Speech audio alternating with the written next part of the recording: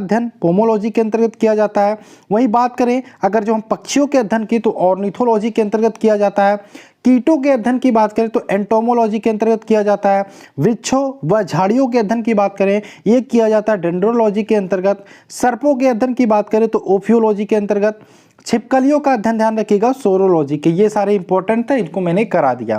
ठीक, एक भी क्वेश्चन आपका जाया नहीं जाएगा। जो भी मैं एक एक क्वेश्चन करा रहा हूँ बहुत ही इंपॉर्टेंट है, इसको आप लिखते रहिए या फिर डायरेक्ट हमारा पीडीएफ ले सकते हो जिसके बारे में मैंने पहले इन्फॉर्मेशन दे दिया था। डिस्क्रिप्शन में लिंक मिल जाएगी, वहां से ले सकते हैं। अब आइए देख लेते हैं, जैसा कि मैंने बोला मनुष्य का वैज्ञानिक नाम होमो सैपियंस होता है। कुछ वैज्ञानिक नाम भी देख लेते हैं जो बार बार पूछे जाते हैं। तो मेढक का बता दिया था मैंने, राना टिग्रिना। मनुष्य का होमो सैपियंस होता है। बिल्ली का ध्यान रखिएगा फेलिस डोमेस्टिका, फेलिस डोमेस्टिका। ठीक, अब यहाँ पे अगर जो हम बात करें गाय का, देखिए गाय हमारी माता है, बोलते हैं ना गाय हमारी माता है, तो इसको रिलेट कर सकते हैं गाय हमारी बॉस है, तो इसका आएगा आपका गाय का बॉस इंडिकस। तो गाय का वैज्ञानिक नाम हो जाएगा बॉस इंडिकस।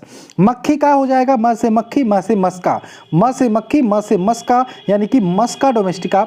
कुत्ता का कैनिस फैमिलीज, मेढक का राना टिग्रिना, मनुष्य का होमो सैपियंस, बिल्ली का फेलिस डोमेस्टिका। ठीक, आगे चले, आगे कुछ और है। आम का जैसे हो गया, आम का हो गया मैग्नीफेरा इंडिका, मटर का पीसम सताइवम, धान का ओराया सताइवम, सरसों का ब्रासिका कैप्स्ट्रियम। ठीक है, बहुत इंपॉर्टेंट है, इसको आप देख लीजिए एक बार। फिर से हम बोलने की कोशिश करते हैं जिससे आपका रिवीजन हो जाए और याद हो जाए आपको। आम का हमने क्या बोला, मैग्नीफेरा इंडिका। मटर का क्या बोला, पैसम सताइवम। धान का क्या बोला, ओराया सताइवा। और सरसों का क्या बोला हमने, ब्रासिका कैप्स्टिसा। ठीक है, तो यहाँ पे आगे चलते हैं। जीवाणु की बात हो, साइनोबैक्टीरिया की बात हो या आर्कीबैक्टीरिया की बात करूँ तो ये किस जगत के प्राणी हैं, तो ये मोनेरा जगत के प्राणी हैं। किस जगत के, मोनेरा। किसकी किसकी बात हुई है, जीवाणु, साइनोबैक्टीरिया तथा आर्कीबैक्टीरिया किसके अंतर्गत आते हैं, ये मोनेरा जगत के अंतर्गत आते हैं, मोनेरा जगत के प्राणी हैं। आगे चले, पादप व जंतु के बीच की कड़ी, कई बार पूछा गया क्वेश्चन है, यूग्लिना। पादप व जंतु के बीच की कड़ी होती है यूग्लिना। नेक्स्ट, शैवाल, मांस, पुष्पीय और अपुष्पीय बीज, ये किसके अंतर्गत आते हैं, तो शैवाल की बात हो, मांस की बात हो, पुष्पीय तथा अपुष्पीय बीज ये पौधे की किस जगत के अंतर्गत आते हैं, ये आते हैं पादप जगत के अंतर्गत। ठीक, हाइड्रा, जेलीफिश, कृमि, सितारा मछली, सरीसृप, उभयचर पक्षी, स्तनधारी जीव, ये किस जगत के अंतर्गत आते हैं, ये सारे जंतु जगत के अंतर्गत आते हैं। वहीं वर्गीकरण की आधारभूत इकाई किसे मानी जाती है, वो मानी जाती है जाति को। किसको, जाति को मानी जाती है, यानी कि वर्गीकृत जो किया जाता है जंतुओं को या फिर किसी को, वो उसकी जो मेन इकाई होती है मुख्यतः वो जाति को बनाकर हम करते हैं। नेक्स्ट है, कवक की कोशिका भित्ति किसकी बनी होती है, ये बनी होती है काइटिन की। नीलहरित शैवाल की बात करें कि किससे संबंधित है, तो ये मोनेरा से संबंधित है। एक कोशिकीय जीव की बात करें किसके अंतर्गत आते हैं, ये आते हैं प्रोटिस्टा के अंतर्गत। बहुकोशिकीय तथा यूकैरियोटिक जीव जंतु जो होते हैं वो आते हैं, तो ये एनिमिलिया या जंतु के अंतर्गत आते हैं। पौधे अर्धसूत्री विभाजन के लिए उपयुक्त भाग है, जो पौधे का अर्धसूत्री विभाजन के लिए उपयुक्त भाग होता है वो होता है परागकोश। आलू एक प्रकार का क्या है, तो आलू एक प्रकार का कंद है, ध्यान रखिएगा, जड़ नहीं होता। बहुत सारे लोग जड़ लगा देते हैं ये सोच के कि वो मिट्टी के अंदर होता है, लेकिन वो कंद होता है, ध्यान रखिएगा, आलू कंद है। अभी इसके बारे में हम देखेंगे इसी वीडियो में कि कौन से फल का कौन सा भाग खाने योग्य होता है। ठीक, अफीम का वनस्पति नाम क्या होता है, तो एम्बेलिका एफिसिनेलिस, एम्बेलिका एफिसिनेलिस ये अफीम का वनस्पतिक नाम होता है। नेक्स्ट है, थैलोफाइटा वर्ग के पौधे होते हैं तो मुख्यतः जलीय होते हैं। जंतु जगत का सबसे बड़ा संघ होता है तो आर्थ्रोपोडा होता है। नेक्स्ट, ऑक्टोपस किस संघ का जंतु है, तो ऑक्टोपस की बात करिए मोलस्का संघ का जंतु है। ये पहला टॉपिक हो गया, यानी कि पहला चैप्टर हो गया। नेक्स्ट टॉपिक की बात करें, नेक्स्ट चैप्टर की बात करिए, हमारा कोशिका विज्ञान है, बहुत इंपॉर्टेंट है, यहाँ से प्रश्न बनते हैं। कोशिका का शक्ति गृह या पावर हाउस किसे बोलते हैं, तो माइटोकॉन्ड्रिया के बोलते हैं। किसको कोशिका की आत्महत्या की थैली बोलते हैं, तो ये बोलते हैं लाइसोसोम को। नेक्स्ट, कौन सी कोशिका वनस्पति व पशु दोनों में उपस्थित होती है, तो इसको बोलते हैं सूत्रकणिका। नेक्स्ट है, कोशिका क्या है, तो कोशिका जीवधारियों की रचनात्मक व कार्यात्मक इकाई होती है, इसको आप ध्यान रखिएगा। कोशिका की खोज किसने व कब की थी, तो रॉबर्ट हुक ने 1665 में कोशिका की खोज की थी। किसने, रॉबर्ट हुक ने 1665 में। नेक्स्ट बात करें, रॉबर्ट हुक ने कोशिका की खोज की थी। तो सबसे पहले यहाँ पे देखिए, जो कोशिका की खोज की थी रॉबर्ट हुक ने, वो एक प्रकार की निर्जीव कोशिका थी और उन्होंने बोतल के कार्क में की थी। और सजीव कोशिका अगर जो आपने आ जाए, सबसे पहले सर्वाधिक सजीव कोशिका की खोज किसने की थी, तो इसको ध्यान रखिएगा, ल्यूवेनहॉक ने की थी। ठीक, तो ये रॉबर्ट हुक ने कोशिका की खोज की थी। डायरेक्ट पूछे तो रॉबर्ट हुक ही आंसर लगाएंगे, लेकिन निर्जीव पूछे तो भी रॉबर्ट हुक, अगर जो सजीव पूछे तो ध्यान रखिएगा ल्यूवेनहॉक, आपको याद रखना है। ठीक, तो कोशिका का मुख्य भाग होता है केंद्रक। केंद्रक में क्या पाया जाता है, तो केंद्रक की बात करें जब भी, तो डीएनए, आरएनए व गुणसूत्र तीनों पाया जाता है। केंद्रक के मुख्यतः कितने भाग होते हैं, 4 भाग होते हैं। राइबोसोम मिलकर बना होता है, तो राइबोसोम की बात करें आरएनए और प्रोटीन से मिलकर बना होता है। माइटोकांड्रिया की खोज किसने की थी, तो अल्टमैन ने माइटोकांड्रिया की खोज की थी। सबसे छोटी कोशिका होती है तो माइक्रोप्लाज्मा गैलासेप्टिका, जिसको हम पीपीएलओ भी बोलते हैं, ये सबसे छोटी आपकी क्या होती है, कोशिका होती है। सबसे बड़ी कोशिका की बात करें तो शुतुरमुर्ग का अंडा या फिर ऑस्ट्रिच एग की बात करें तो ये सबसे बड़ी कोशिका होती है। सबसे लंबी अगर जो कोशिका की बात करें, तंत्रिका कोशिका आपकी जो सबसे लंबी, ठीक है, तो न्यूरॉन्स की होती है। न्यूरॉन्स की जो तंत्रिका कोशिका होती है वो सबसे लंबी होती है। सेल वॉल किस में पाई जाती है, तो सेल वॉल की बात करें ये पादप में पाई जाती है, यानी कि पौधों में पाई जाती है। हरे पौधों की भित्ति किसकी बनी होती है, तो हरे पौधों की भित्ति होती है वो सेलुलोज की बनी होती है।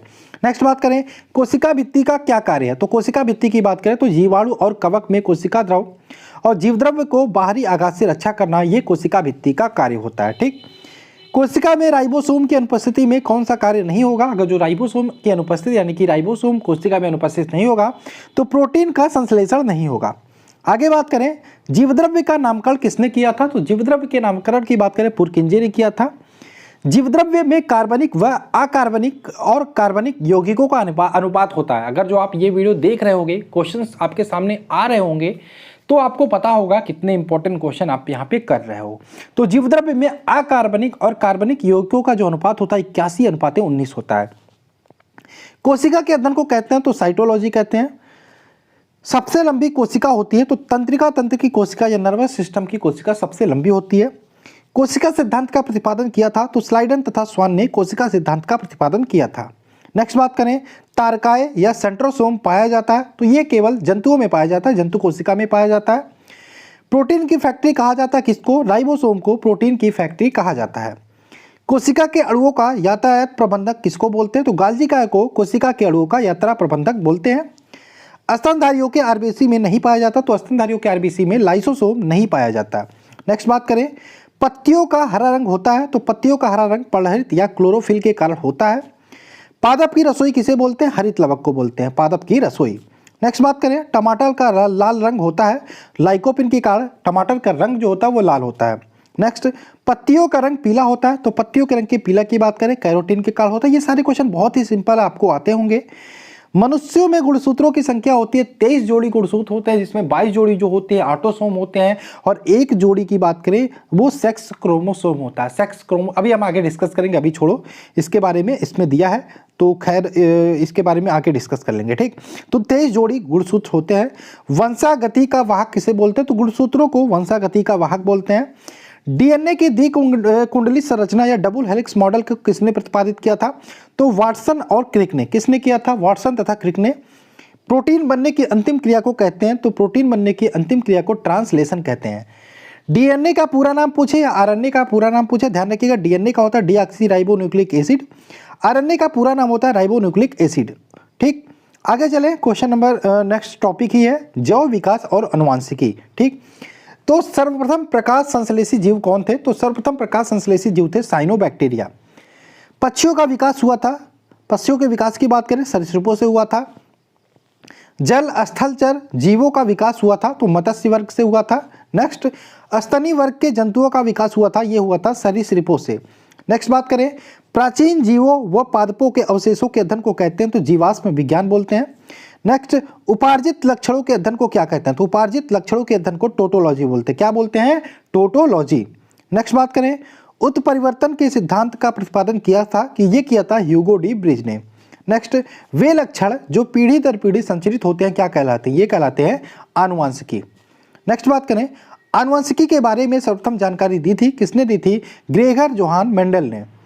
आनुवंशिकता के पिता किसे कहते हैं? तो ये कहते हैं ग्रेगर जोहान मेंडल को आनुवंशिकता के पिता बोलते हैं। नेक्स्ट, आनुवंशिकी संबंधी प्रयोगों के लिए मेंडल ने सर्वप्रथम चुनाव किया था, तो मटर के पौधे का चुनाव किया था। नेक्स्ट, आनुवंशिकता की इकाई होती है, यहाँ पे जीन होती है। जीन कहाँ अवस्थित होते हैं? जीन की बात करें ये गुणसूत्रों में अवस्थित होते हैं।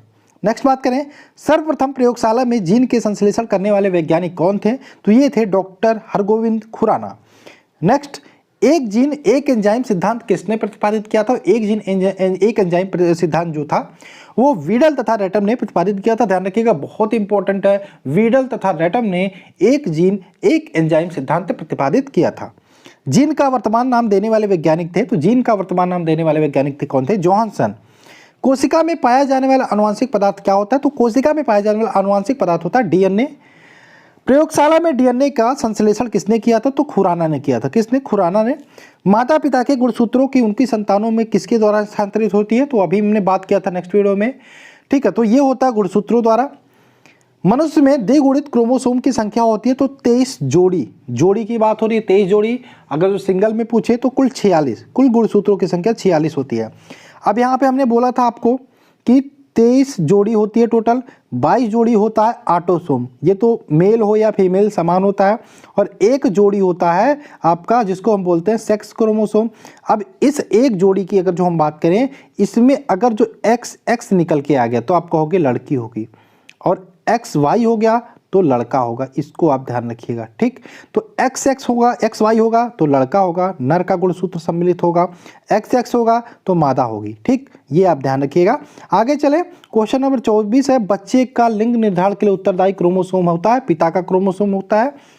एक सामान्य मानव शुक्राणु में ऑटोसोम की संख्या होती है 22 जोड़ी, ऑटोसोम की बात हो रही है 22 जोड़ी होती है, सेक्स क्रोमोसोम 1 जोड़ी होती है। कौन सा लिंग सहलग्न रोग है? वर्णांता की बात करें आनुवंशिक रोग होता है, ये लिंग सहलग्न रोग भी होता है। शिशु का नेतृत्व पिता स्थापित करने के लिए निम्न में से किस एक तकनीक का प्रयोग करते हैं? तो यहाँ पे डीएनए फिंगरप्रिंट। शिशु नेतृत्व की बात करें, जैसे आपने फिल्मों में देखा होगा कि कोई अगर जो साबित करना चाहता है ये मेरी पिता है, ये मेरी माता, तो डीएनए तथा फिंगरप्रिंट ये एक प्रक्रिया होती है जिसके तहत ये पता चल सकता है, ठीक। वर्णांधता वाले व्यक्ति को रंग दिखाई देता है, यहाँ पे हरा, तो लाल रंग अगर जो होगा तो उसे हरा दिखाई देगा, ठीक। नेक्स्ट है, मनुष्य में लाल हरी वर्णांता को जाना जाता है, तो इसको जाना जाता है प्रोटोनोपिया व ड्यूटोरोनोपिया के रूप में। नेक्स्ट बात करें, एक वर्णांत पुरुष एक सामान्य महिला से विवाह करता तो वर्णांता के लक्षण होंगे, तो ये पुत्रियों के पुत्रों में, मतलब उसके पुत्र में नहीं होगा, उसके पुत्रियों के पुत्रों में होगा, ठीक। लाल हरा वर्णांता किसके कारण होता है? तो X गुणसूत्रों की वंशागति के कारण होता है। हीमोफीलिया की बात करें, यह रक्त का थक्का नहीं बनता हीमोफीलिया में, और अगर जो बात करें गुणसूत्रों में पाया जाने वाला आनुवंशिक पदार्थ होता तो ये होता है जीनोम या जीन होता है, ठीक। आगे बात करें, आगे हमारा वनस्पति विज्ञान है। पेड़ व पौधे व उनके क्रियाकलापों के अध्ययन को कहते हैं, तो इसको बोलते हैं वनस्पति विज्ञान। वनस्पति विज्ञान के जनक, इसको हमने पहले चैप्टर में ही डिस्कस कर लिया था, थियोफ्रेस्टस। और हिस्टोरिया प्लांटेरम पुस्तक के लेखक कौन थे? चूंकि वनस्पति विज्ञान के जनक थे थियोफ्रेस्टस, और इसलिए इन्होंने हिस्टोरिया प्लांटेरम नामक बुक को लिखा था थियोफ्रेस्टस ने। आगे बात करें, फाइकोलॉजी में किसका अध्ययन किया जाता है? तो फाइकोलॉजी की बात करें, इसके अंतर्गत शैवालों का अध्ययन किया जाता है। पर्यावरण का अध्ययन जीव विज्ञान की किस शाखा के अंतर्गत करते हैं? ये करते हैं पारिस्थितिकी शाखा के अंतर्गत। फूलों के संवर्धन के विज्ञान को कहते हैं फ्लोरिकल्चर। झाड़ियों के अध्ययन किया जाता है, ये किया जाता है डेंड्रोलॉजी के अंतर्गत। पौधों में वाष्पोत्सर्जन की क्रिया होती है, किसमें होती है? पत्तियों में होती है, पत्तियों में जलरंध्र पाए जाते हैं, उसी में होती है। प्रकाश संश्लेषण की प्रथम स्थिर यौगिक है, तो फास्फोरिक ग्लिसरीन अम्ल। ऑक्जिन कैसा हार्मोन है? ये ऑक्जिन की बात करें, ये प्रकार का पादप हार्मोन है। तने में वृद्धि को मापने का यंत्र है, तो ऑक्जिनोमीटर के द्वारा तने में वृद्धि को मापा जाता है। हरे प्रोटोजोआ को किस नाम से जाना जाता है? ये जाना जाता है पैरामीशियम नाम से। क्लोरोफिल में उपस्थित होती है, तो क्लोरोफिल में मैग्नीशियम उपस्थित होती है। प्रकाश संश्लेषण की क्रिया में ऑक्सीजन निकलता है, तो पानी से। दलहन के जड़ों को नष्ट करने वाले जीवाणु कौन से हैं? तो राइजोबियम नामक जीवाणु हैं जो दलहन के जड़ों को नष्ट करते हैं। नारियल में प्रकीर्णन कैसे होता है? तो पानी के द्वारा होता है। जिन फल का निर्माण केवल अंडाशय से होता है उन्हें क्या बोलते हैं? उन्हें हम सत्य फल बोलते हैं। सत्य फल के उदाहरण की बात करें, सेब, कटहल, नाशपाती। एग्जाम्पल ऐसे ही क्वेश्चन आता है कि सत्य फल इनमें से कौन सा है, तो ध्यान रखिएगा जिन फलों के निर्माण केवल अंडाशय से होता है उन्हें हम सत्य फल बोलते हैं। कुछ एग्जाम्पल है जैसे सेब, कटहल, नाशपाती, इसको ध्यान रखिएगा। प्रकाश संश्लेषण की दर सर्वाधिक होती है लाल प्रकाश में, न्यूनतम किस में होती है, हरे प्रकाश में। लाल जल को जड़ों से पत्तियों तक कौन पहुंचाता है, जाइलम। और भोजन को यहाँ पे बात करें आपका कुछ इस प्रकार से वृक्ष होता है, तो जो जल होता है, खनिज लवण होते हैं वो यहाँ पे मिट्टी में होते हैं, तो ये मिट्टी से ऊपर पत्तियों तक या ऊपर तक पौधों में तनों तक पहुँचाने का कार्य जो करता है वो जाइलम करता है। और प्रकाश संश्लेषण से जो पौधों में भोजन बनता है वो जड़ों तक पहुँचाने का कार्य कौन करता है, फ्लोएम करता है। तो यहाँ पे क्वेश्चन आपका दो प्रकार से बनेगा, जल को जड़ों से पत्तियों तक पहुँचाता है जाइलम और भोजन को पत्तियों से जड़ तक पहुँचाता है फ्लोएम। आगे बात करें जिम्नोस्पर्म का सबसे छोटा पौधा है तो जैमिया इग्निया। मृदा अपरदन रोकने में सहायता प्रदान करता है तो ब्रायोफाइटा। दूध से दही बनने में सहायक होता है लैक्टोबैसिलस। दूध के पॉस्चराइजेशन की खोज की थी किसने की थी, लुई पॉस्चर ने की थी। रैबीज के टीके की खोज की थी लुई पॉस्चर ने। प्रोटीन का सबसे अच्छा स्रोत है सोयाबीन। आगे बात करें वे पौधे जिसमें पुष्प व बीज नहीं होता क्या कहलाते हैं, अपुष्पी पौधे। सबसे लंबा जीवित वृक्ष होता है सिकोया। सबसे बड़ा बीजांड किसका होता है, तो साइकस का बीजांड सबसे बड़ा बीजांड होता है। कवक व शैवाल दोनों वर्ग के पौधे से मिलकर बना होता है, ये देखो ध्यान रखना, लाइकेन की बात करें, कवक व शैवाल दोनों वर्ग के पौधों से मिलकर बना होता है। अफीम प्राप्त होती है तो अफीम कच्चे फलों के लैक्टस से अफीम प्राप्त होती है। तंबाकू में सुगंध पैदा करने वाले बैक्टीरिया होते हैं तो ये होते हैं बैसिलस मेगाथेरियम। चाय व गेहूँ किस मूल के पौधे हैं, तो ध्यान रखिएगा चावल व गेहूँ सोलेनेसी मूल के पौधे हैं। जड़ की कोशिका में उपस्थित लवण को कहते हैं ल्यूकोप्लास्ट। गन्ने की चीनी किसके संयोग से बनती है, तो गन्ने की चीनी किसके संयोग से बनती है, तो ग्लूकोज व फ्रक्टोज के संयोग से बनती है। एकमात्र हार्मोन जो गैसीय रूप में पाया जाता है एथिलीन। अम्ल वर्षा के लिए कौन उत्तरदायी है, तो सल्फर व नाइट्रोजन की ऑक्साइड अम्ल वर्षा के लिए जिम्मेदार है। नेक्स्ट बात करें हरित गृह प्रभाव के लिए जिम्मेदार माना जाता है तो ये माना जाता है CO2 यानी कि कार्बन डाइऑक्साइड को। फलों के अध्ययन को कहते हैं पोमोलॉजी। मरुस्थलीय पौधों के अध्ययन को कहते हैं जीरोफाइट्स। पत्तों में पर्णहरित होता है कोशिका में। सबसे छोटा नग्नबीजी पौधा होता है जेमिया पिग्मिया। सबसे लंबा गुणसूत्र होता है ट्राइलियम। सबसे छोटा गुणसूत्र की बात करें शैवालों में होता है। सबसे छोटा आवृत बीजी पौधा कौन सा होता है, लेमना होता है, एक प्रकार का जलीय पौधा है। सबसे बड़ा आवृत बीजी पौधा की बात करें तो यूकेलिप्टस होता है। सबसे छोटा पुष्प, ये बार बार पूछा जाता है, तो उल्फिया सबसे छोटा पुष्प है। सबसे बड़ा पुष्प की बात करें तो रैफ्लेसिया सबसे बड़ा पुष्प है। पौधे का कौन सा भाग श्वसन करती है, तो पत्ती श्वसन करती है। और सिंकोना या सिकोया वृक्ष के किस भाग से कुनैन प्राप्त किया जाता है, तने की छाल से। और वृक्षों की छाल पर उगने वाले कवक को कहते हैं कार्टिकेल्स। आगे चलें, सबसे बड़ा बीजांड होता है तो साइकस का बीजांड सबसे बड़ा होता है।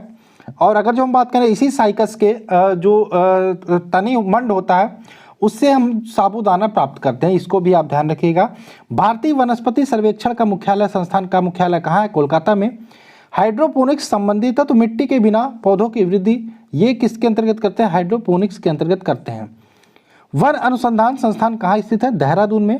किसके कारण फूलों में रंग होता है, तो एंथोसाइनिन के कारण फूलों में रंग होता है। पौधे के किस भाग से हल्दी पाया जाता है, तो तने से हल्दी पाया जाता है। पौधे जो खारे पानी से पैदा होते हैं उसे कहते हैं हैलोफाइट्स। प्रकाश संश्लेषण के दौरान कौन सी गैस निकलती है, तो ऑक्सीजन गैस निकलती है। पत्तियों के छिद्र जिनके द्वारा जल द्रव के रूप में कभी कभी बाहर निकलता है उन्हें क्या बोलते हैं, तो जलरंध्र बोलते हैं, जिसे हाइड्रोथोड बोलते हैं, हाइड्रोथोड भी बोलते हैं। हरे पौधों को कृत्रिम ढंग से पकाने में प्रयुक्त होती है तो एसिटिलीन का प्रयोग किया जाता है। थार मरुस्थल की हरियाली बनती है तो अरुद्भिद से। फर्न पौधा किससे संबंधित है, तो ये संबंधित है टेरिडोफाइटा से। नेक्स्ट बात करें, पौधों में नाइट्रोजन किस रूप में प्रयोग किया जाता है, नाइट्रेट के रूप में। आलू का बदला हुआ रूप है तो ये तने का बदला हुआ रूप है। अंतरिक्ष यात्री अपने कैबिन में किस शैवाल को उगाते हैं, तो क्लोरेला नामक शैवाल को उगाते हैं। कवक अध्ययन को क्या कहते हैं, माइकोलॉजी। पौधों कवक में भोजन संचित रहता है तो ग्लाइकोजन के रूप में कवक में भोजन संचित रहता है। प्रकाश संश्लेषण के लिए आवश्यक है, तो प्रकाश संश्लेषण के लिए कार्बन डाइऑक्साइड, पानी, सूर्य का प्रकाश व क्लोरोफिल ये सारे आवश्यक हैं। जलीय पौधे CO2 कहाँ से लेते हैं, तो ये जल में घुली CO2 को लेते हैं। पौधों की आयु निर्धारण की विधि कहलाती है, तो डेंड्रोक्रोनोलॉजी कहलाती है। पौधों की वृद्धि को नियंत्रित करने वाले हार्मोन्स है, तो ऑक्सीन हार्मोन्स है। ऑक्सीजन का निर्माण होता है पौधों के ऊपरी भाग में। नेक्स्ट बात करें, बौने पौधों को लंबा करने वाले व फूल बनाने में मदद करता है, कौन करता है? निब्रेलिन्स हार्मोन्स। आगे बात करें, ऑक्सीजन की उपस्थिति कोशिका विभाजन व विकास में मदद करती है, तो साइटोकाइनिन के। आगे चलें, इसमें क्वेश्चंस ज़्यादा है क्योंकि ये इंपॉर्टेंट टॉपिक है, ठीक। वनस्पति विज्ञान, पौधों में आरएनए एवं प्रोटीन बनाने में सहायक हार्मोन्स होते हैं, तो ये होते हैं साइटोकाइनिन। वृद्धि हार्मोन किसे बोलते हैं? तो एबिसिसिक एसिड को वृद्धि हार्मोन्स बोलते हैं। पौधों में एक पात्र ऐसा हार्मोन्स जो गैसीय अवस्था में पाया जाता है, एथिलीन। फूलों को खिलाने वाले हार्मोन्स को कहते हैं फ्लोरीजेंस। पौधों में जख्म भरने का काम कौन करता है? ट्राउमेन करता है। तंबाकू की पत्तियों में होने वाले रोग का कारण है टोबैको मोजैक वायरस। नेक्स्ट बात करें, लौंग प्राप्त होती है, तो फूल की कली से लौंग प्राप्त होती है। आगे बात करें, कुछ फल व उनके खाने योग्य भाग की बात कर लेते हैं। तो सेब की बात करें तो सेब का पुष्पासन खाया जाता है। नाशपाती की बात करें, इसका भी पुष्पासन वाला भाग खाया जाता है। आम की बात करें, इसकी मध्य फल भित्ति खाई जाती है। अमरूद की बात करें तो फल भित्ति व बीजांडासन खाया जाता है। अंगूर की बात करें तो फल भित्ति व बीजांडासन खाया जाता है। पपीता की बात करें, इसकी मध्य फल भित्ति खाई जाती है। नारियल की बात करें तो भ्रूण पोषण खाया जाता है। और केला की बात करें, मध्य व अंतः फल भित्ति खाया जाता है। एक बार आप इसका स्क्रीनशॉट ले लीजिएगा, इसको आप खुद से याद करने की कोशिश करिएगा। याद क्या, मैं 2 बार पढ़ देता हूँ, आप एक बार और पढ़ेंगे, याद हो जाएगा। गेहूं की बात करें, इसका भ्रूण व भ्रूण पोषण दोनों खाया जाता है। काजू की बात करें, पुष्पवृंत व बीजपत्र दोनों खाया जाता है। लीची की बात करें, एरील खाया जाता है, ये बहुत पूछा जाता है, लीची ध्यान रखिएगा, एरील। चना की बात करें, बीजपत्र व भ्रूण खाया जाता है। मूंगफली की बात करें, बीजपत्र व भ्रूण खाया जाता है। शहतूत की बात करें, रसीले परिंद पुंज खाए जाते हैं। कटहल की बात करें, ये भी इंपॉर्टेंट है, कटहल भी परिंदल पुंज। और नारंगी की बात करें या संतरे की बात करें, जूसी हेयर खाया जाता है, ठीक है। तो यहाँ पे ये सारे आप देख लीजिएगा, इसकी स्क्रीनशॉट ले लीजिए, इंपॉर्टेंट है। अब आते हैं, पौधों में तत्वों की कमी से कौन से रोग उत्पन्न हो जाती है, ये भी पूछा जाता है। तो रोग की बात करें, आम एवं बैगन में लिटिल लीफ नामक रोग हो जाता है। लिटिल लीफ किसमें? आम एवं बैगन में। अब ये किसकी कमी के कारण होता है? जस्ते की कमी के कारण, ठीक। नींबू में कौन सा रोग होता है? डाईबैक, ये तांबे की कमी के कारण हो जाता है। नींबू में लिटिफ और लीफ नामक एक रोग होता है, ये तांबे की कमी से हो जाता है। फूल गोभी में ब्राउनिंग नामक रोग बोरॉन की कमी से हो जाता है। मटर में मार्स रोग हो जाता है, ये मैग्नीज की कमी के कारण हो जाता है। लीची में पत्ती जल जाती है, उसकी पोटेशियम की कमी के कारण। धान में खैरा रोग बहुत फेमस है, ये जस्ते के कारण होता है, जस्ते की कमी के कारण। आलू में ब्लैक हट रोग हो जाता है, ये भंडारण में O2 की कमी के कारण ब्लैक हट नामक रोग हो जाता है। आंवले में निक्रोसिन हो जाता है, ये बोरोन की कमी के कारण। सलजम में वाटर कोर हो जाता है, मैग्नीज के कारण। गाजर में कोटर स्पॉट हो जाता है, एक कैल्शियम के कारण। मक्का में व्हाइट बड हो जाता है, ये जस्ता के कारण। चुकंदर में हट रॉट हो जाता है, ये बोरॉन के कारण होता है, ठीक। आगे चलें, अब पारिस्थितिकी यानी कि ये भी इंपॉर्टेंट टॉपिक है, यहाँ से भी प्रश्न बनते हैं। चलिए इसको देख लेते हैं। भारत में पर्यावरण संरक्षण अधिनियम कब पारित किया गया था? 1986 में। विश्व पर्यावरण दिवस मनाया जाता है 5 जून को। विश्व पर्यावरण संरक्षण दिवस मनाया जाता है 20 नवंबर को। पारिस्थितिकी शब्द का सर्वप्रथम प्रतिपादन किया था किसने? बहुत इंपॉर्टेंट है, रिटर ने।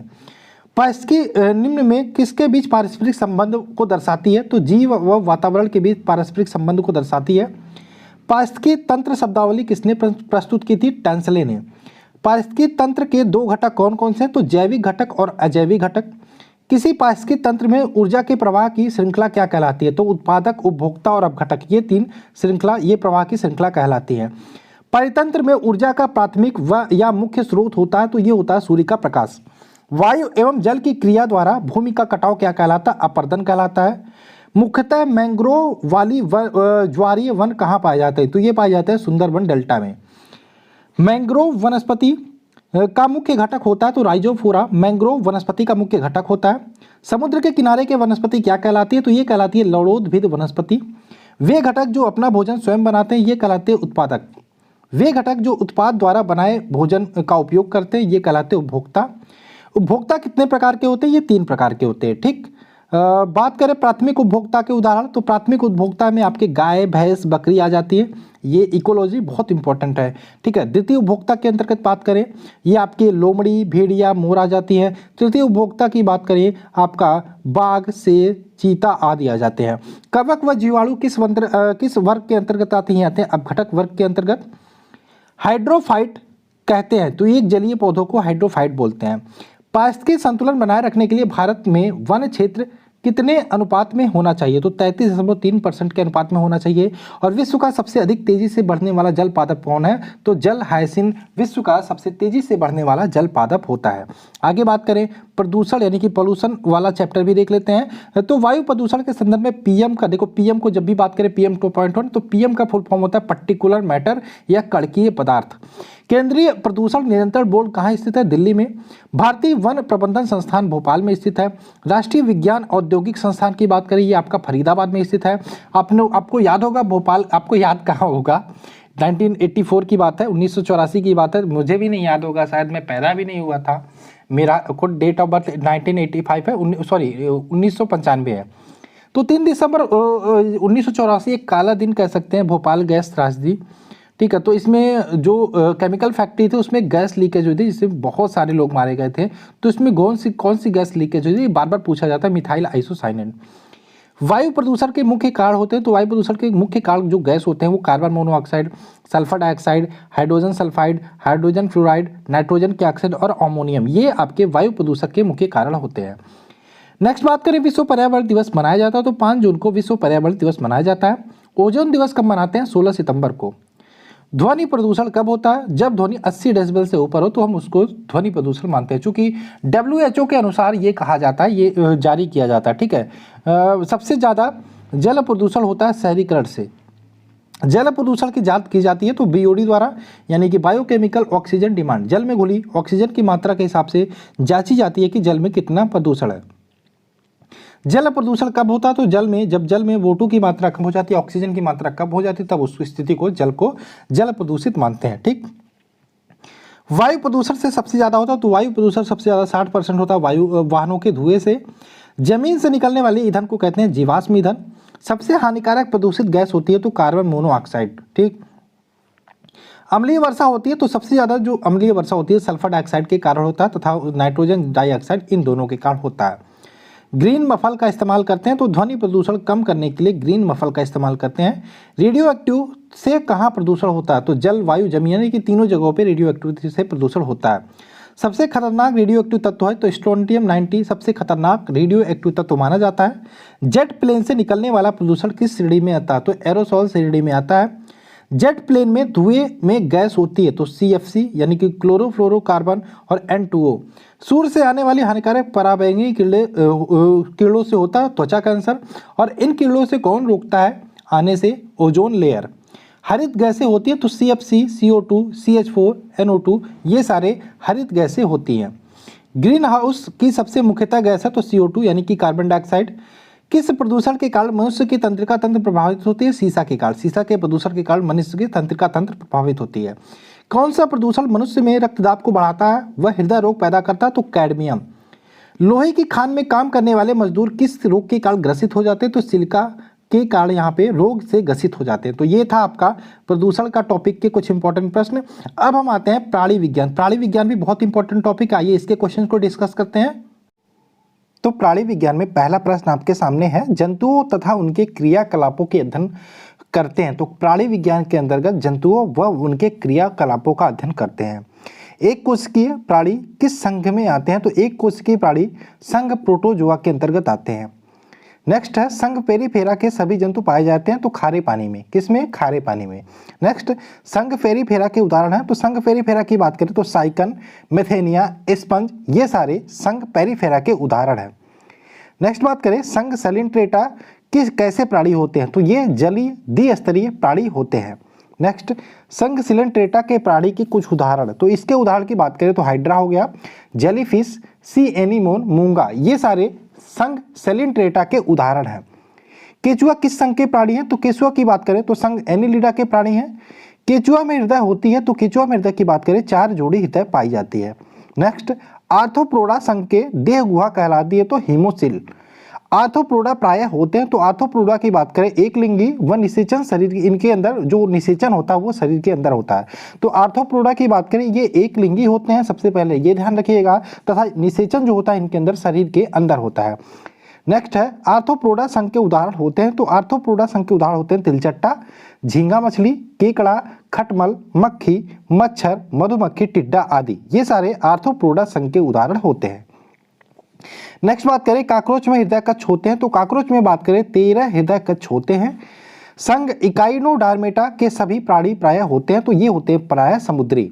नेक्स्ट बात करें संघ इकाइनोडर्मेटा के कुछ उदाहरण हैं, तो जेलीफिश हो गया, सेलफिश हो गया, क्राईफिश हो गया, सिल्वर फिश हो गया, कैटल फिश हो गया, सेवर फिश हो गया, टैग फिश, राइजर फिश, बीटल स्टार फिश, ये सारे संघ इकाइनोडर्मेटा के एग्जाम्पल होते हैं। नेक्स्ट घोघा व सीधी किसके अंतर्गत आते हैं? घोघा व सीपी की बात करें तो ये संघ मोलस्का के अंतर्गत आते हैं।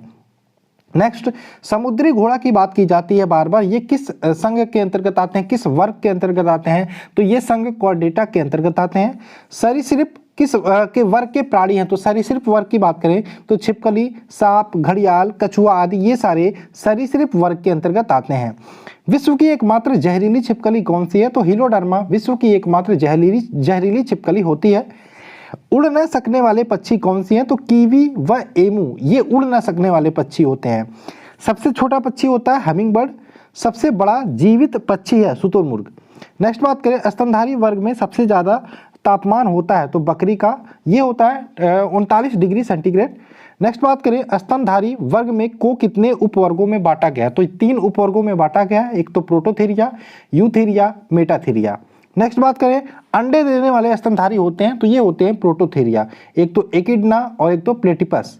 नेक्स्ट बात करें अपरिपक्व बच्चों को जन्म देने वाले होते हैं तो मेटाथेरिया जो होते हैं जिसको कंगारू बोलते हैं, ये अपरिपक्व बच्चों को जन्म देते हैं।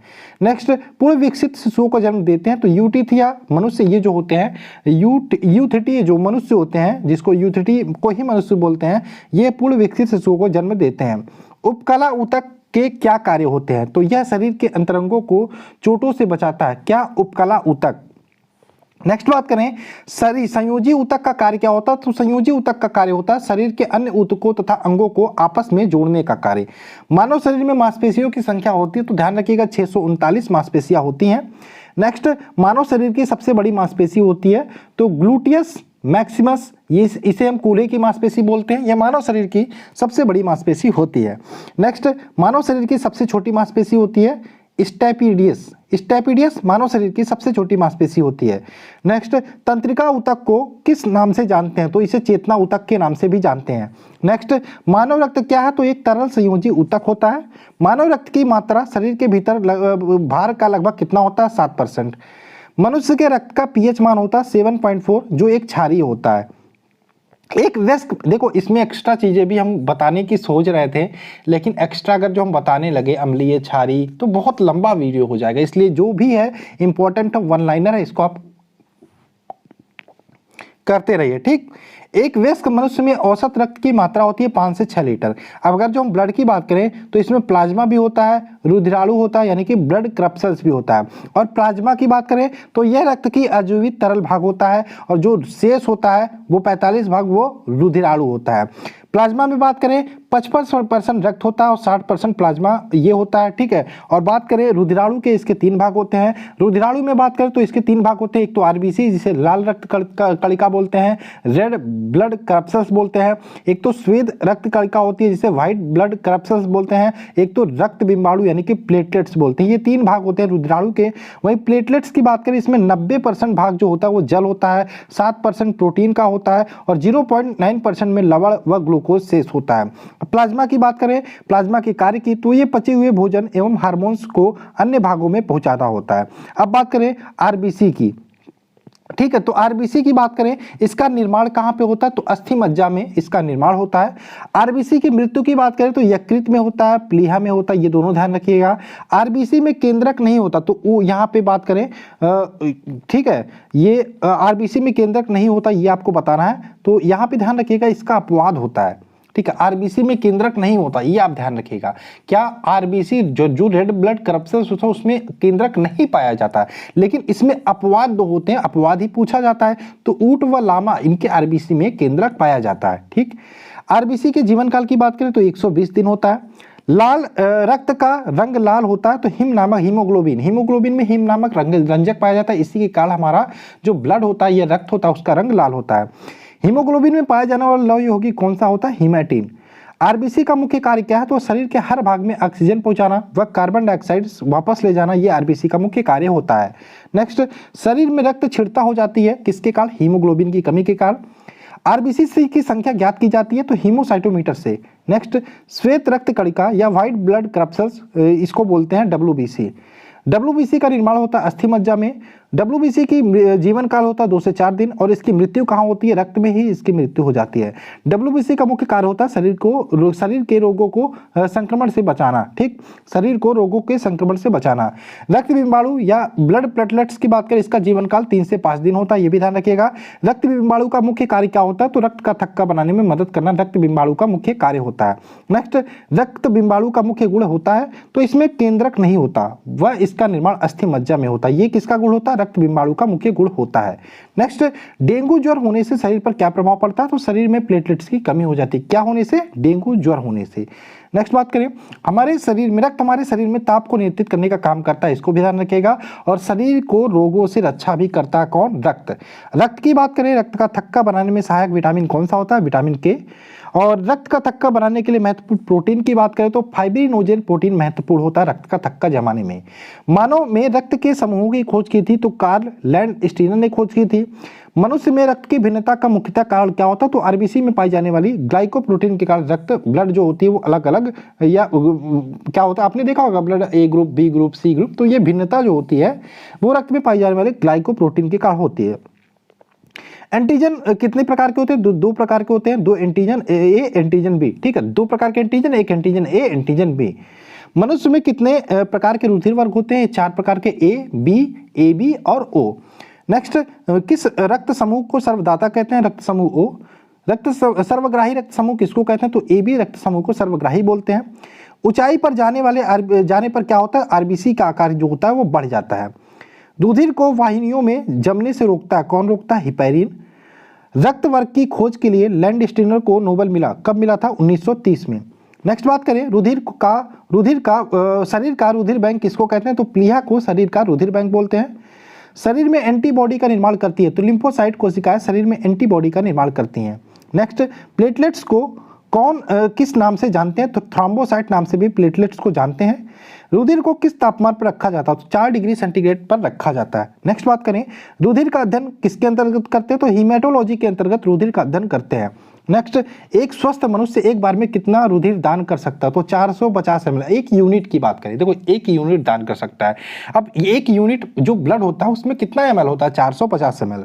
नेक्स्ट, शुद्ध व अशुद्ध रुधिर का शरीर में वहन करती है तो शिराएं शुद्ध रुधिर का वहन करती हैं और फुफ्फुस शिरा जो होती है अशुद्ध रुधिर का वहन करती है, या फिर शिराएं जो होती हैं वो शुद्ध रुधिर का वहन करती हैं। और अगर जो हम बात करें शिरा जो होता है, शिराएं होती हैं ये शुद्ध रुधिर, और आपका क्या होता है? धमनी जो होता है वो अशुद्ध रुधिर का वहन करती है।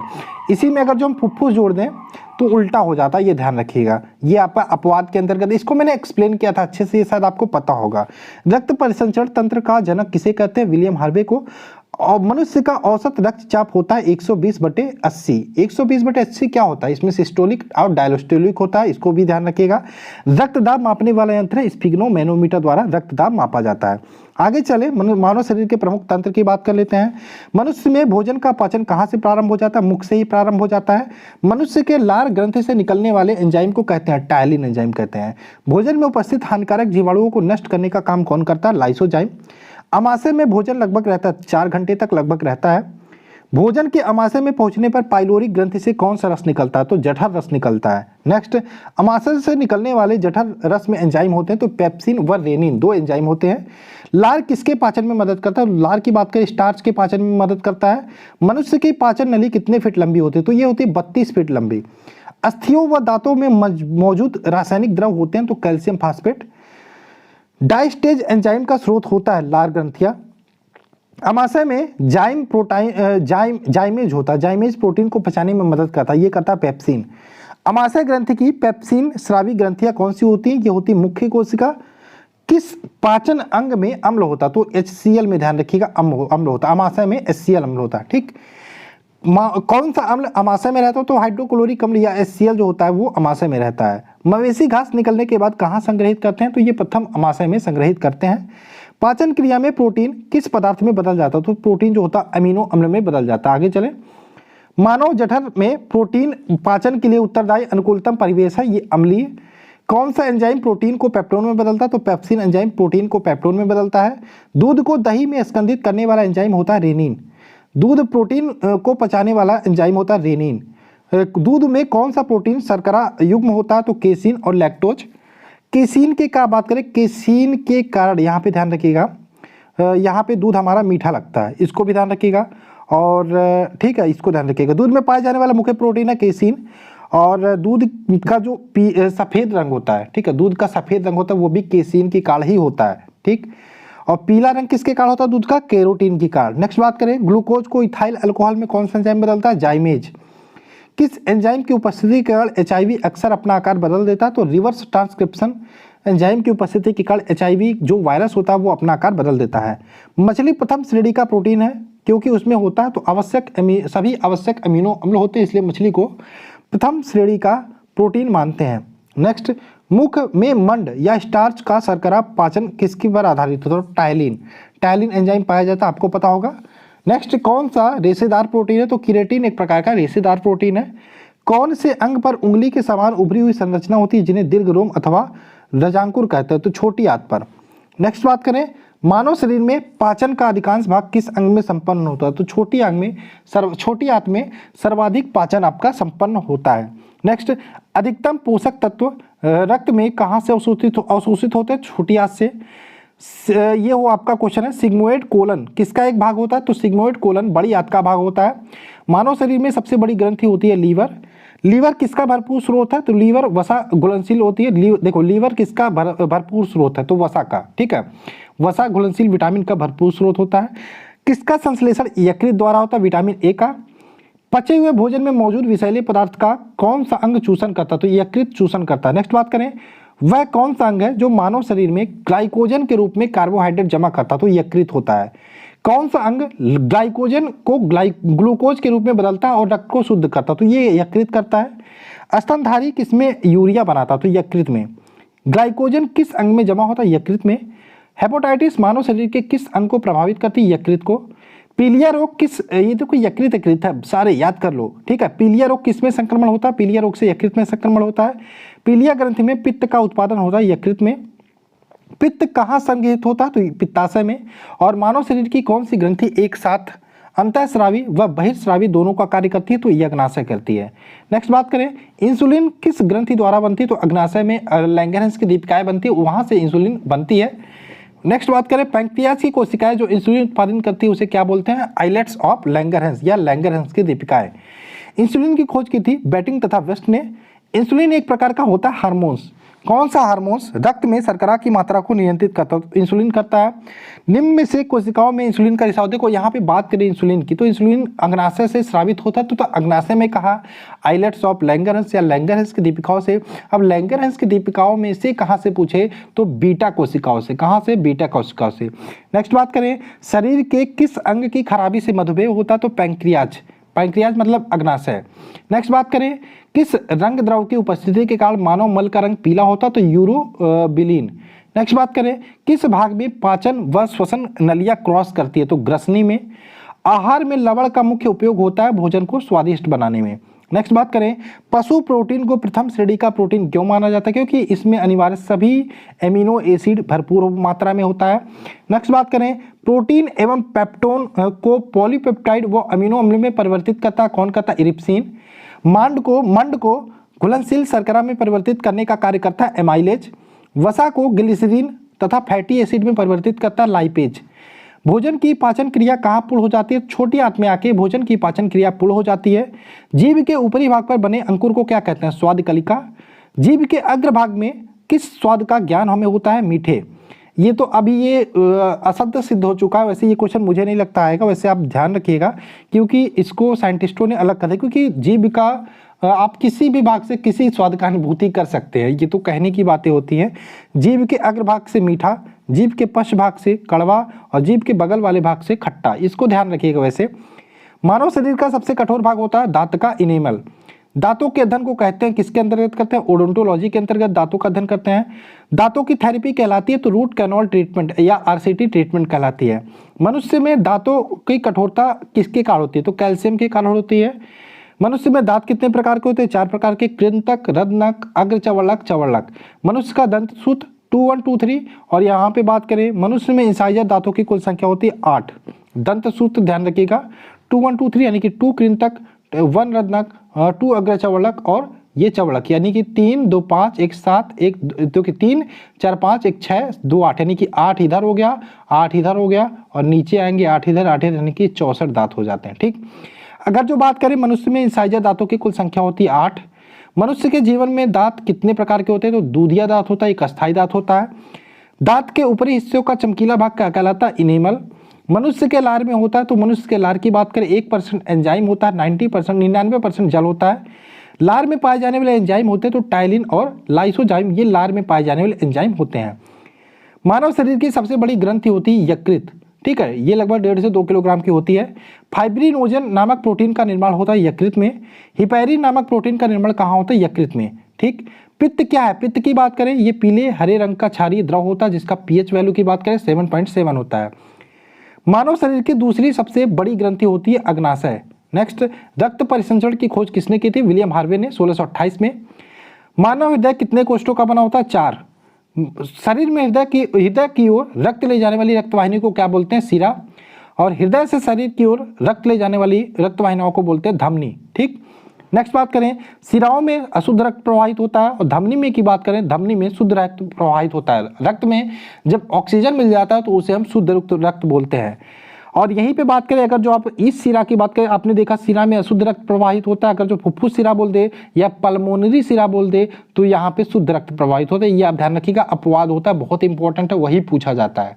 ठीक है, तो क्या होगा? धमनी की बात करें यहाँ पे शुद्ध रक्त प्रवाहित होगा और शिरा की बात करें अशुद्ध रक्त प्रवाहित होगा। ठीक, धमनी में शुद्ध रक्त और शिरा में आपका अशुद्ध रक्त प्रवाहित होता है। ठीक, और पल्मोनरी धमनी की बात करें तो उसमें अशुद्ध रक्त हो जाएगा और पल्मोनरी शिरा की बात करें तो उसमें आपका अशुद्ध रक्त हो जाएगा। ठीक, सामान्य मनुष्य का हृदय 1 मिनट में कितनी बार धड़कता है? तो ये होगा 72 बार धड़कता है। हृदय की मांसपेशियों को रक्त पहुंचाने वाली वाहिनी को क्या बोलते हैं? तो उसको बोलते हैं कोरोनरी धमनी। नेक्स्ट, हृदयघात यानी कि हार्ट अटैक की बात हो रही है, ये कब होता है?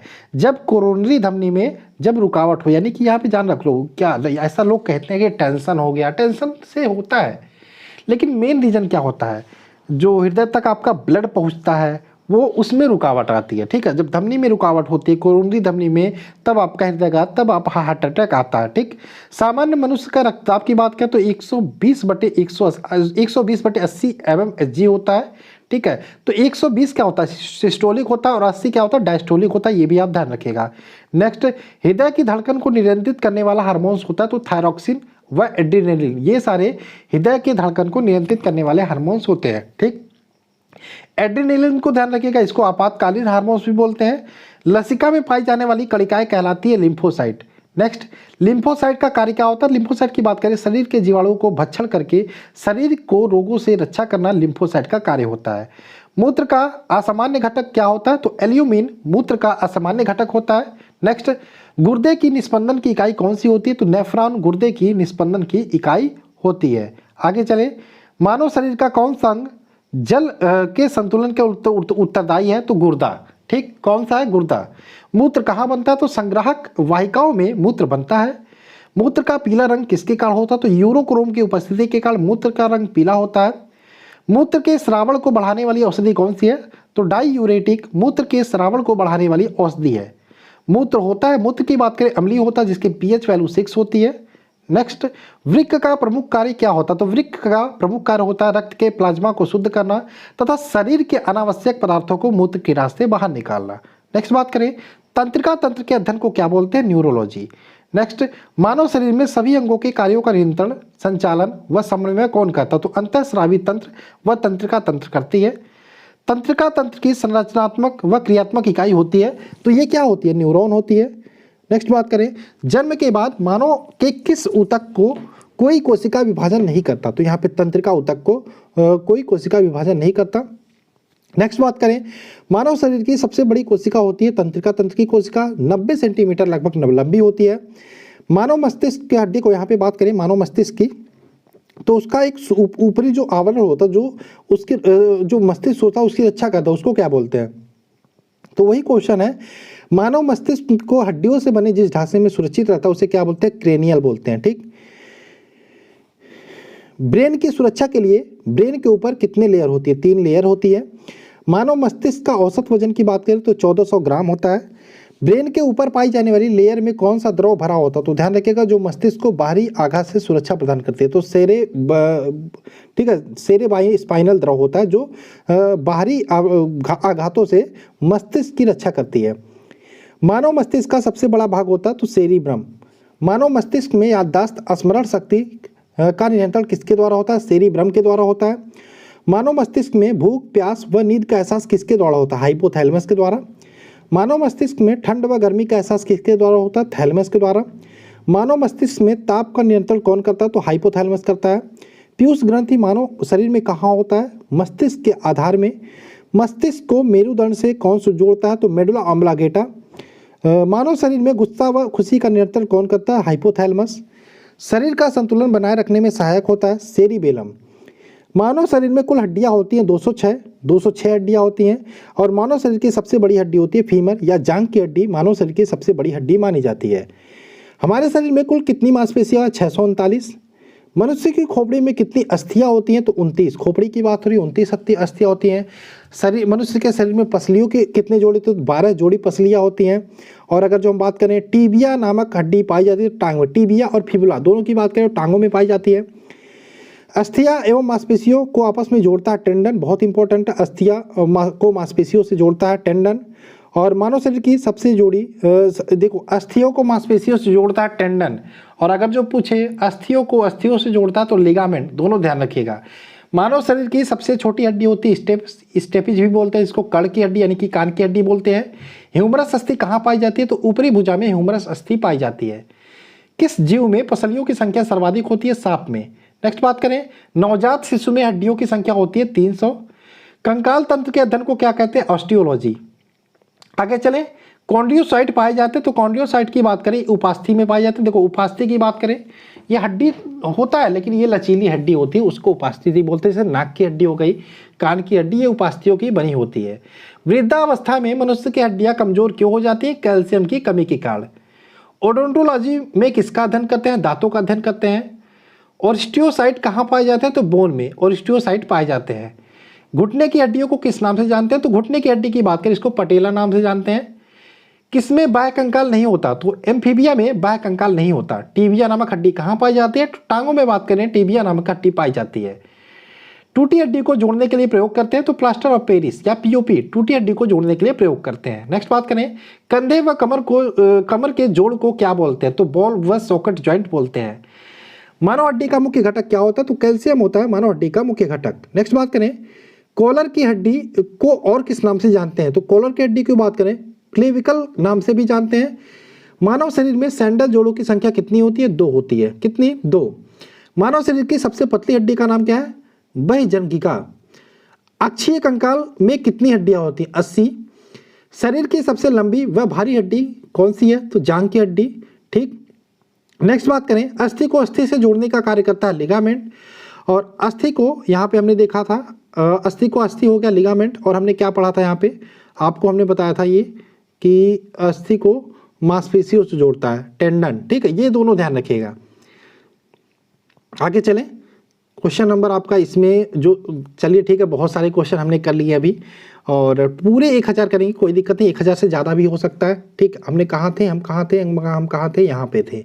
ठीक है, लिगामेंट था। ठीक है, अस्थियों को अस्थि से जोड़ने का कार्य करता है लिगामेंट, और मास्टर ग्रंथि के नाम से जानते हैं, तो पीयूष ग्रंथि को मास्टर ग्रंथि भी बोलते हैं। फेफड़े का बाहरी आवरण बना होता है, किसका बना होता है? प्लूरल झिल्ली का। कुछ जंतुओं में नीला रुधिर होता क्यों? हीमोसाइनिन के कारण। हीमोसाइनिन के कारण नीला रुधिर होता है। और नेक्स्ट क्वेश्चन है, मानव शरीर का में श्वसन का सबसे महत्वपूर्ण अंग है फेफड़ा। ठीक, श्वसन का नियंत्रक मस्तिष्क के किस भाग से होता है? तो ऑब्लांगेटा। ऑक्सीजन की कमी कहलाती है, तो अनोक्सिया। अनोक्सिया को ऑक्सीजन की कमी बोलते हैं। मनुष्य में फुफ्फुसों की कुल सजीव क्षमता होती है 450 ml। श्वास नाल में भोजन के प्रवेश को रोकने के लिए द्वार की रक्षा होती है, तो एपिस्लोरिया, ठीक है, सॉरी एपिस्लोरिस द्वारा, ठीक है, श्वास नाल में भोजन के प्रवेश को रोकने के लिए कौन सी द्वार रक्षा करती है, तो एपिस्लोरिस द्वार रक्षा करती है। नेक्स्ट बात करें, वायवीय श्वसन की संपूर्ण प्रक्रिया किसने दी, क्रेब्स ने। स्तनियों में गैसों का विनिमय कहाँ होता है, तो एल्विलाई में स्तनियों में गैसों का विनिमय होता है। मानव की सामान्य श्वास दर होती है 16 बार प्रति मिनट, 1 मिनट में 16 बार, सामान्य मानव की बात हो रही है। ऑक्सीजन का परिवहन होता है आरबीसी से। और रुधिर में CO2 का वहन किस रूप में होता है, तो सोडियम बाइकार्बोनेट के रूप में। नेक्स्ट बात करें, आहार नली में श्वास नली जहां आपस में मिलती है उसे क्या बोलते हैं, ग्रसनी बोलते हैं, ठीक। नेक्स्ट है, श्वसन के दौरान ली गई गैस को शरीर में कोशिकाओं तक पहुंचाने का कार्य कौन करता है, रक्त करता है। नेक्स्ट, अनाक्षी श्वसन के दौरान एक ग्लूकोज के अणुओं से कितने ATP ऊर्जा प्राप्त होती है, 2। और श्वसन दर को किस यंत्र से मापा जाता है, स्पाइरोमीटर से। सिगरेट व धूम्रपान से फेफड़ों में कौन सा रोग हो जाता है, तो एम्फाइस्मा, ठीक। आगे बात करें, आगे बढ़ते हैं, पोषक पदार्थ के बारे में देख लेते हैं, इसके इंपॉर्टेंट क्वेश्चन है, ठीक। माफ कीजिएगा वीडियो थोड़ा लंबा हो रहा है, खैर कोई नहीं, इंपॉर्टेंट है तो लंबे से कोई मतलब नहीं। 1 घंटे 1.5 घंटे में अगर जो आप इतने क्वेश्चंस को कर ले रहे हो रिवीजन तो अच्छी बात है। वे पदार्थ जो विभिन्न प्रकार के जैविक क्रियाओं में संचालन व संपादन के लिए आवश्यक होते हैं क्या कहलाते हैं, पोषक पदार्थ।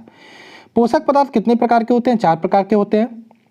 ऊर्जा उत्पादक पोषक पदार्थ क्या कहलाते हैं, तो वे पदार्थ जो ऊर्जा उत्पन्न करते हैं तथा जैसे क्वेश्चन आपका सॉरी मैं थोड़ा जल्दीबाजी में हूँ।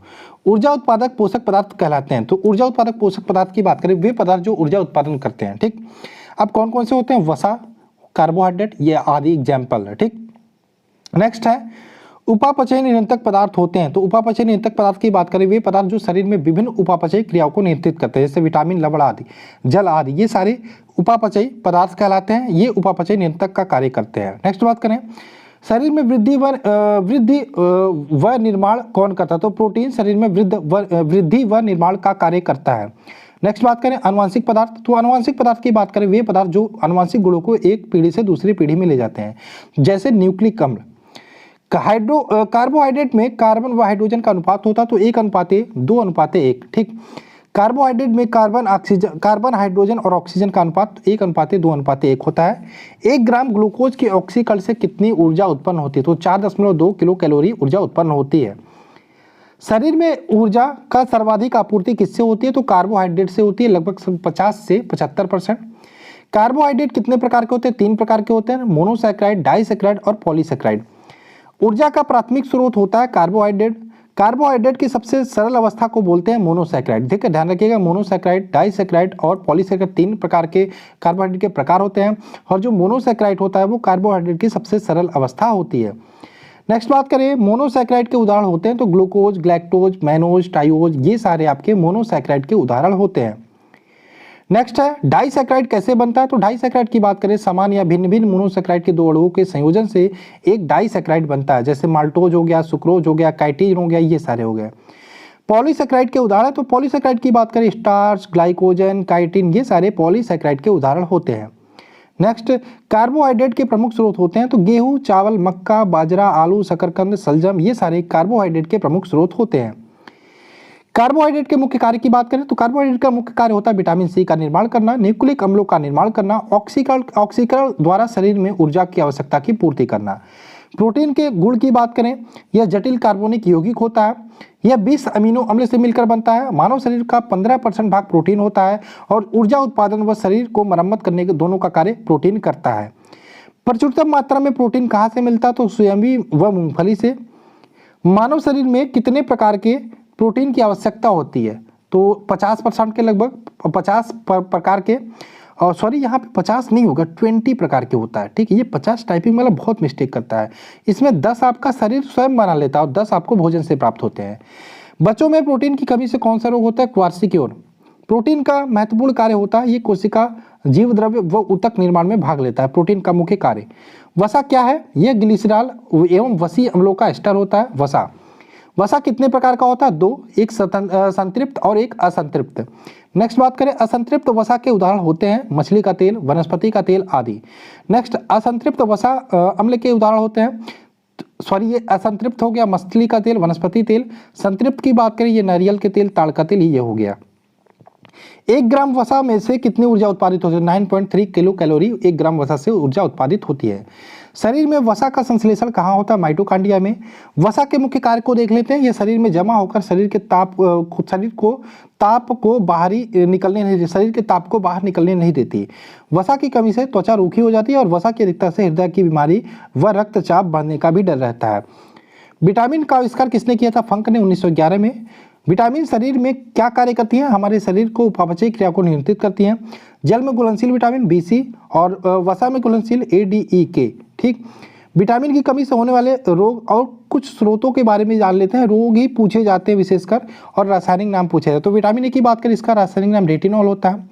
विटामिन A की बात करें तो रतौंधी होता है कमी से, और जीरोप्थैल्मिया नामक रोग भी होता है। स्रोत की बात करें, दूध, अंडा, पनीर, हरी सब्जी, मछली, तेल, ये सारे विटामिन A के प्रमुख स्रोत होते हैं।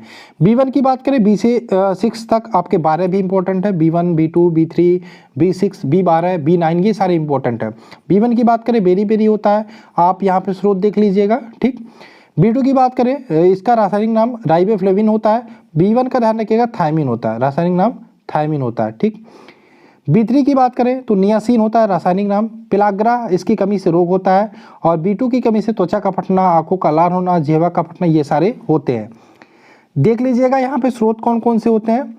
अब B6 की बात करें, जो इंपॉर्टेंट है वो बता देते हैं। B6 का रासायनिक नाम है पायरिडॉक्सिन। ठीक है, एनीमिया कमी से होता है, त्वचा रोग भी होता है। अब यहाँ पे अगर जो हम बात करें, B12 भी इंपॉर्टेंट है आपके लिए। B12 की बात करें, इसका रासायनिक नाम है साइनोकोबालामिन। ठीक, एनीमिया और पांडु रोग, 2 प्रकार के रोग होते हैं B12 की कमी से। मांस, कलेजी, दूध, ये सारे इसके स्रोत हैं। ठीक, आगे बात करें विटामिन C की, एस्कॉर्बिक एसिड रासायनिक नाम होता है। स्कर्वी होता है रोग, और खट्टे फलों में पाया जाता है, नींबू, संतरा, नारंगी। ठीक है, विटामिन D की बात करें, रासायनिक नाम कैल्सीफेरॉल होता है। रिकेटस बच्चों में होता है, सूखा रोग बोलते हैं इसको। और वेस्को की बात करें, ऑस्टियोमैलिशियस रोग होता है। विशेषकर बात करें, मछली का तेल, दूध, अंडे में विटामिन D पाया जाता है। सूर्य के प्रकाश में भी पाया जाता है। विटामिन E की बात करें, टोकोफेरॉल रासायनिक नाम होता है। विटामिन K की बात करें, फिलोक्विनोन रासायनिक नाम होता है। तो विटामिन E की बात करें, इसमें जनन शक्ति में कमी होती है। ठीक, और K की बात करें, कमी से रक्त का थक्का नहीं बनता है। विटामिन E की बात करें, पत्ती वाली सब्जियों में पाया जाता है, दूध, मक्खन में पाया जाता है, अंकुरित गेहूं, वनस्पति तेल में पाया जाता है। K की बात करें, टमाटर, हरी सब्जी, आंतों में भी उत्पन्न होती है। ठीक, गर्भवती महिलाओं में प्रायः किसकी कमी होती है? तो गर्भवती महिलाओं की बात करें, कैल्शियम व आयरन की कमी होती है। हमारे शरीर का कितना % जल है? तो यहाँ पे देखिएगा 65 से 75% भाग जल होता है। पानी, पीने के पानी में किस विष के कारण कैरोटिसिस नामक बीमारी होती है? तो आर्सेनिक की कमी के कारण यहाँ पे कैरोटिसिस नामक बीमारी होती है। न्यूक्लिक अम्ल का मुख्य कार्य क्या होता है? तो आनुवंशिक गुणों को एक पीढ़ी से दूसरी पीढ़ी तक ले जाना। एक सामान्य कार्य करने वाले व्यक्ति को कितनी ऊर्जा की आवश्यकता होती है? 3000 से 3500 कैलोरी की ऊर्जा की आवश्यकता होती है। राष्ट्रीय पोषण एवं अनुसंधान संस्थान स्थित है हैदराबाद में। केंद्रीय खाद्य प्रौद्योगिकी अनुसंधान संस्थान कहाँ स्थित है? मैसूर में। केंद्रीय औषधि शोध संस्थान कहाँ स्थित है? लखनऊ में। शहद का प्रमुख घटक होता है फ्रक्टोज। कौन सा पदार्थ मानव शरीर में ईंधन का कार्य करता है? कार्बोहाइड्रेट। और दूध की मिठास किसकी उपस्थिति के कारण होती है? लैक्टोज की उपस्थिति के कारण होती है। आइए मानव रोग के बारे में डिस्कस कर लेते हैं। यहाँ से भी प्रश्न बहुत बनते हैं आपके एग्जाम में। तो पहला प्रश्न है, मलेरिया से पीड़ित व्यक्ति में प्लाज्मोडियम परजीवी की खोज किसने की थी? तो किसने की थी? लेवरन ने। मलेरिया रोग से क्या होता है? तो मलेरिया रोग से बात करें, रुधिराणु जो होते हैं वो नष्ट हो जाते हैं, वह रक्त में कमी आ जाती है। मलेरिया के उपचार में क्या दिया जाता है? तो क्लोरोक्विनोन और कुनैन और पेलोड्रिन आदि ये सारे मलेरिया के उपचार में दिए जाते हैं। कॉलरा व टीबी के जीवाणु की खोज किसने की थी? रॉबर्ट कोच ने। रेबीज के टीके व दूध के पॉस्चराइजेशन की खोज किसने की थी? लुई पाश्चर ने। आगे बात करें, बच्चों में डीपीटी का टीका दिया जाता है। तो डीपीटी की बात करें तो इसमें ध्यान रखिएगा, डी से होता है डिप्थीरिया, पी से होता है पर्टुटिस, टी से होता है टेटनस, ये भी आपको ध्यान रखना है। ऐसे क्वेश्चन आता है कि डीपीटी जो होता है, डीपीटी का टीका, उसमें पी का मतलब क्या होता है? तो पी का मतलब होता है पर्टुसिस, टी का मतलब क्या होता है? टेटनस, डी का मतलब होता है डिप्थीरिया। तो डीपीटी का टीका जो बच्चों में दिया जाता है डिप्थीरिया के लिए, काली खांसी के लिए व टिटनस रोग से प्रतिरक्षी के लिए। ठीक है, आगे बात करें यहाँ पे कुछ परजीवी हैं व उनके रोग, बहुत इंपॉर्टेंट है ये वाला। तो मलेरिया की बात करें, ये इससे जो प्रभावित अंग होता है, इससे तिल्ली व आरबीसी प्रभावित होती है। इसमें जो परजीवी होता है वो प्लाज्मोडियम होता है और मादा एनोफिलीज मच्छर के काटने से होता है। अब लक्षण की बात कर लेते हो, जिसको भी मलेरिया हो जाता है उसको ठंड के साथ तेज बुखार आती है। पायरिया की बात करें, इससे मसूड़ों में सूजन होता है। परजीवी की बात करें तो एंट अमीबा जिंजिविलिस परजीवी के कारण होता है और इससे क्या होता है, मसूड़ों से रक्त निकलता है।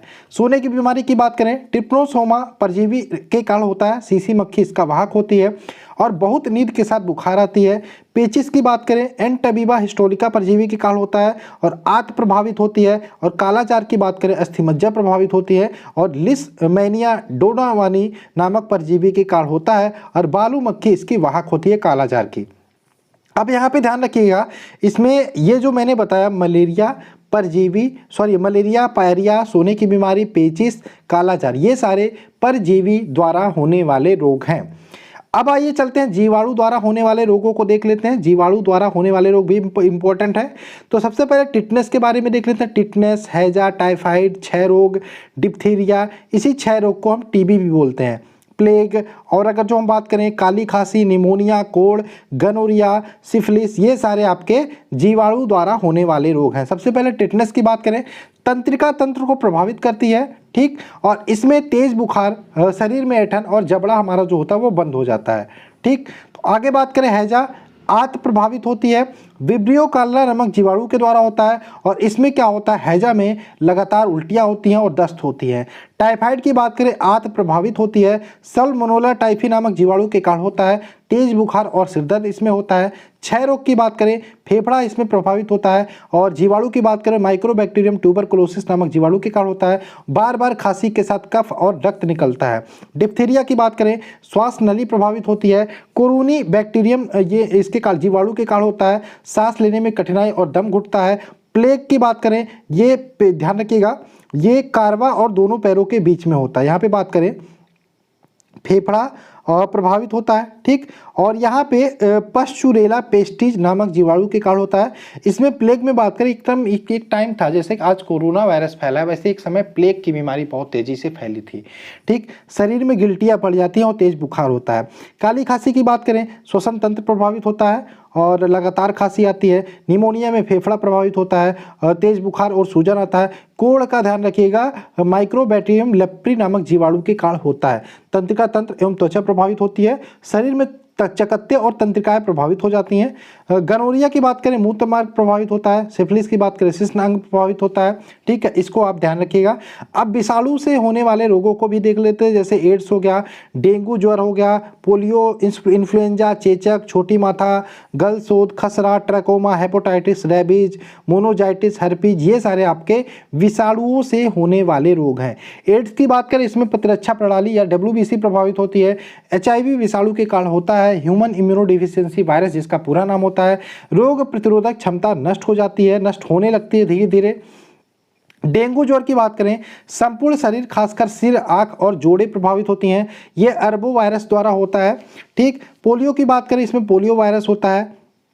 इन्फ्लुएंजा की बात करें, मिक्सो वायरस के कारण होता है, संपूर्ण शरीर प्रभावित होता है। चेचक की बात करें, वेरियोला वायरस के कारण होता है। छोटी माता की बात करें, वेरिसेला वायरस के कारण होता है। आगे देखिए, यहाँ पे रेबीज की बात करें, रैप्डो वायरस के कारण होता है। रोगी यहाँ पे पागल हो जाता है, जीभ बार बार बाहर निकालता है, जिसके हाइड्रोफोबिया बोलते हैं, कह सकते हैं पानी से डरना, वो भी आपका रेबीज के कारण ही होता है। रेबीज कुत्तों में पाया जाता है, कुत्ते के काटने से होता है। और मोनोजाइटिस की बात करें, इसमें मस्तिष्क प्रभावित होता है।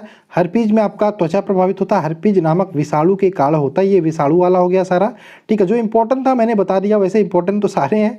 फंफूद द्वारा होने वाले रोगों की बात करें, फंफूद द्वारा दमा, एथलीट फुट, खाज, गंजापन, दाद, ये सारे फंफूद द्वारा होने वाले रोग हैं। मनुष्य में होने वाले आनुवंशिक बीमारियों की बात करें तो वर्लांथा, haemophilia, Turner syndrome, Klinefelter syndrome, Down syndrome, ये सारे आपके आनुवंशिक रोग हैं। कीमोथेरेपी किसके उपचार में दी जाती है, तो कैंसर के उपचार में कीमोथेरेपी दी जाती है।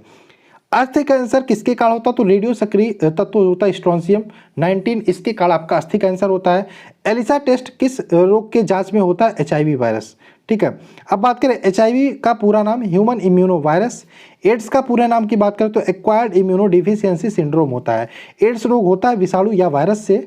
डेंगू ज्वर किसके काटने से फैलता है तो मादा एनोफिलीज वायरस के काटने से, मच्छर के काटने से डेंगू ज्वर होता है। पोलियो वैक्सीन की खोज किसने की थी? जोनास साल्क ने पोलियो वैक्सीन की खोज की थी। BCG का पूरा नाम होता है बैसिलस कालमेट ग्यूरिन। DBT का डिप्थीरिया पर्टुसिस, आपका टेटनस, आपका इसका DPT का पूरा नाम होता है। आइए कुछ देख लेते हैं चिकित्सा संबंधी प्रमुख आविष्कार के बारे में।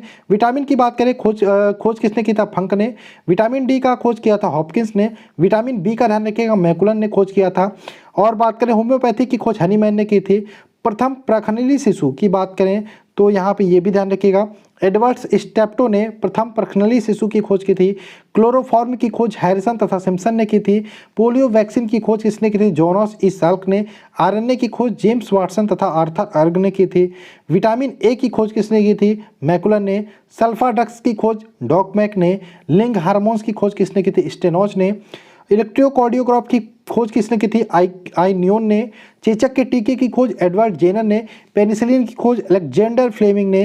रक्त परिसंचरण तंत्र की खोज, परिसंचरण तंत्र है, कार्ल लैंडस्टीनर ने। पेचिस व प्लेग की चिकित्सा की खोज किसने की थी? कीटा जाटोज ने। आगे बात करें विटामिन बी की खोज आविष्कार मैकुलन ने। स्ट्रेप्सोमाइसिन की खोज बॉम्समैन ने। ओपन हार्ट सर्जरी की खोज किसने की थी? वाल्ट ललीलेहन ने।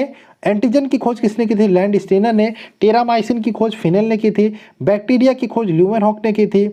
मलेरिया परजीवी व चिकित्सा की खोज इसके किसने की थी? रोनाल्ड रॉस ने। विटामिन सी की खोज होलकट ने की थी। हृदय प्रत्यारोपण सर्वप्रथम किसने किया था सक्सेसफुली? क्रिश्चियन बर्नार्ड ने। और गर्भ निरोधक गोलियों की खोज किसने की थी? पिनकस ने। इंसुलिन की खोज बैटिंग ने की थी। TB नामक बैक्टीरिया को खोज किसने की थी? इसकी खोज की थी रॉबर्ट कोच ने। BCG के टीके की खोज यूरिन कालमेट ने। और DNA की खोजा था सर्वप्रथम वाटसन तथा क्रिक ने। तो दोस्तों ये थे आपके लगभग 1000 क्वेश्चंस हमने कराने की कोशिश की। ठीक है, आगे ऐसा नहीं है हम और क्वेश्चन नहीं लेकर आएंगे, इसमें और भी क्वेश्चंस आपके लगभग 500 क्वेश्चन और हैं। ठीक है, 500 क्वेश्चन और हैं जो बार बार पूछे जाने वाले दोहराने वाले क्वेश्चन आप देख सकते हैं। इसको ये आपको कहाँ पे मिलेगा? PDF में मिलेगा। वैसे अलग से मैं इसको कराने की कोशिश करूँगा वीडियो के माध्यम से, लेकिन इसको आप PDF जरूर ले लीजिएगा क्योंकि वीडियो तो आपने देख लिया एक बार दो बार, जितनी बार भी देख ले तो आपका रिविजन हो जाएगा, लेकिन PDF को आप अच्छे से पढ़ सकते हो। दोनों PDF अवेलेबल है, चाहे करंट अफेयर्स की हो, चाहे साइंस की हो, चाहे स्टैटिक GK की हो। तो आपको लिंक आपका सारा डिस्क्रिप्शन में मिल जाएगा, जाइए वहाँ से लीजिए और आप इसको वीडियो देखने के बाद PDF से रिवीजन जरूर करिएगा। ठीक है, तो चलिए मिलते हैं नेक्स्ट वीडियो में। जय हिंद दोस्तों, जय भारत।